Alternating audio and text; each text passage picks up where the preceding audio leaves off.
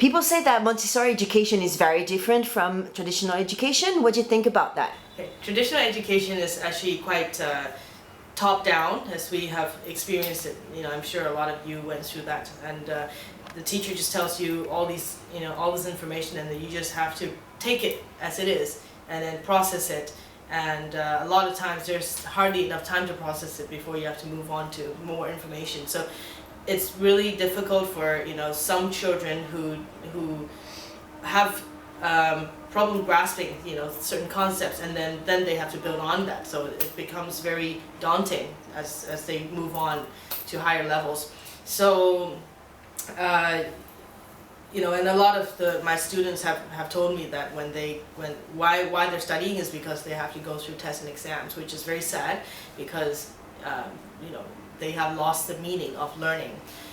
So actually, when we learn, the best way to do it is when we do it with our hands, when we get to experience and explore and make mistakes and learn from them on our own. And that's what trains us to really be able to handle things as well. So that's how traditional education is. It's missing that part because it doesn't allow for that time, and that's how it's different from Montessori. Do you use any specific materials in a Montessori environment?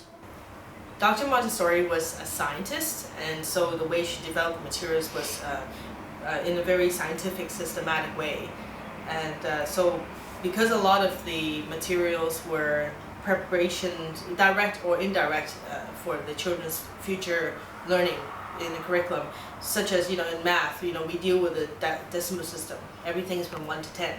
So with this set of sensorial materials, which we call the red rods, that's the way it is scientific is that these are not just any rods. They are actually precisely measured with, this is in 10 centimeters, these are all in 10 centimeter intervals, so 20 centimeters, 30 centimeters, all the way up to 100 centimeters, which is 1 whole meter.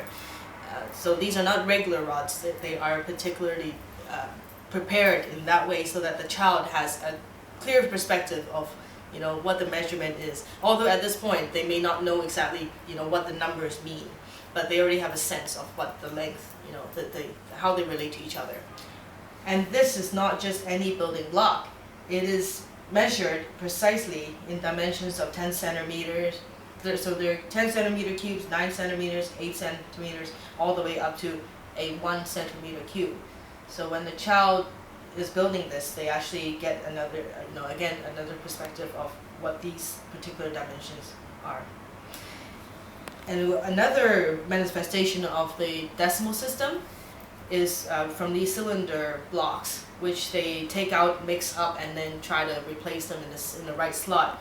There are 10 of them. Again, a lot of the materials are in tens to prepare them for that concept. As well as there's another indirect preparation from this exercise is that when they hold a pencil, they actually hold it like this. So they are taught to hold their pieces on the knob like this. So it actually indirectly prepares them for the writing grip. And another thing that we do when we teach them how to work with these rods is to get a muscle memory of the length. And they use 2 fingers because, again, when they write, they grip the pencil with the 2 fingers. And then they feel the material all the way from the left to the right. So they get a sense of how long it is all the way up to how short it is. It's actually very, it's quite an exciting discovery for them when they do that. As well as, with the 2 fingers, they develop that grip. Are there any other benefits in the Montessori environment for the child? Well, the Montessori environment is also set up in a way that the children are in a mixed age group. It's like a mini version of a society. So we have mixed gender, mixed age, and also into the planned into this are the social skills that they're supposed to learn while they're getting along with each other. And we have grace and courtesy lessons, which we don't see in traditional education schools, because they normally whatever they do, when they do make a faux pas, basically they're kind of expected to know what to do, and then they just get told off. But then in a Montessori environment, we actually have informal lessons, sometimes in little groups, to show them exactly how they're supposed to sneeze, to yawn, to make way for other people, so that because children actually want to fit in, they want to feel good and belonging. But then how can they do that if they're making it an embarrassment of themselves, right? So we do that so that we show them exactly how to behave in order for them to feel that they can fit in. With the mixed age group, it's a very, very nice feature to have, because the younger children can learn from the older children. A lot of times they get motivated to learn things that are beyond their level.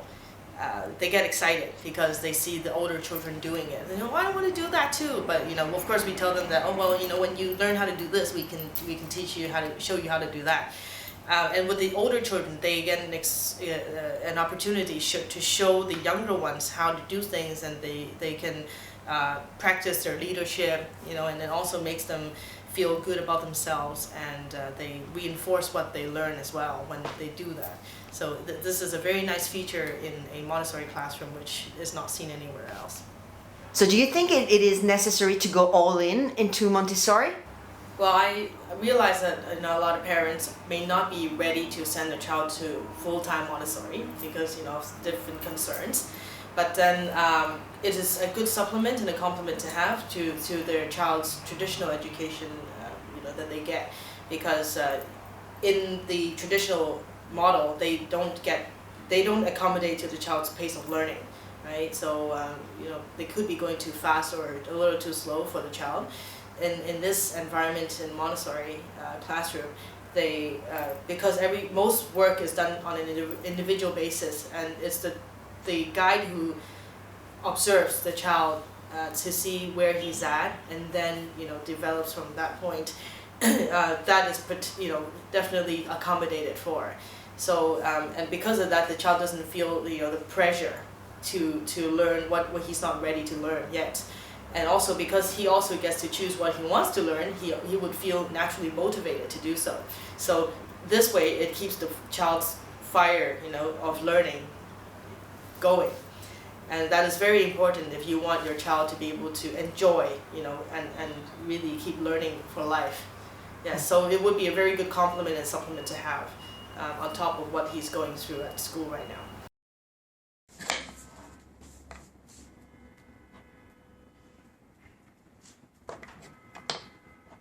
咁我仔咧約我3、4歲嗰時係喺度學嘢啦，咁佢學數學嘅，咁我就覺得咧數學嚟計，如果俾我自己教咧，我覺得係一個好抽象嘅嘢嚟嘅。咁譬如話我俾一個數字嘅小朋友睇，咁我當10先啦。咁其實10係代表咩咧？對佢嚟計，即係一個1，一個0。咁究竟係咩？咁好啦，10都簡單啲，可以攞到10樣嘢出嚟數。但係如果再上嘅時候咧，講到100甚至乎1000咧，我根本俾唔到佢睇究竟1100係有幾多。但喺度咧係可以由1俾你數到好多嘅 digit 都可以。咁就將一樣抽象嘢變成唔抽象。咁我覺得係好緊要嘅。你要識到呢個 fundamental 你先可以再上。嗱，好緊要咧就係咧，細路仔咧係要有要唔好自己嘅推動力嘅，係要人嚟 push 佢嘅。譬如我哋屋企咁啦，玩完啲玩具佢咧，你叫佢執，佢執得幾次都唔睬你啦，就話餓咗幾次都唔理你。但係喺度咧 Miss Vanessa 咧係要求咧 absolute 嘅 discipline 咧就係拎咗出嚟嘅嘢要砌翻好好，因為咧喺度咧你要見到咧所有嘅教材咧都係擺得好 neat and tidy 嘅，咁我覺得咧係好緊要嘅。